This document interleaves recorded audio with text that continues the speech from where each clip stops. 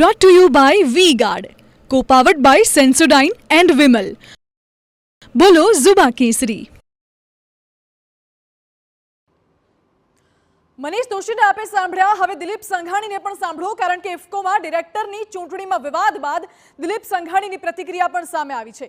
Mandate પ્રથાના વિવાદ મામલે તેમણે નિવેદન આપ્યું છે. સહકારી સંસ્થાના પ્રશ્નોને લઈને હું મુખ્યપ્રધાન સાથે ચર્ચા કરીશ.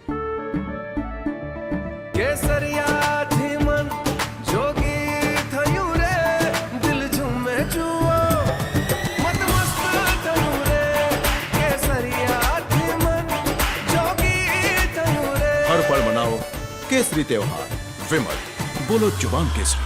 સહકારી સંસ્થાઓ માટે જે ગાઈડલાઈનનું પાલન થવું જોઈએ, ગુજરાતમાં પણ ગાઈડલાઈનનું પાલન થવું જોઈએ તેવું નિવેદન દિલીપ સંઘાણીએ આપ્યું છે.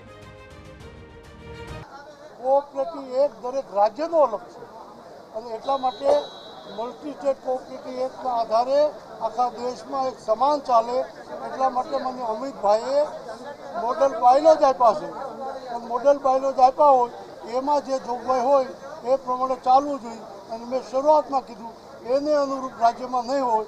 આ બાબતની ચર્ચા મુખ્યમંત્રી કરીને એ સમાનતાથી ચાલે એ પ્રમાણે હું કહીશ.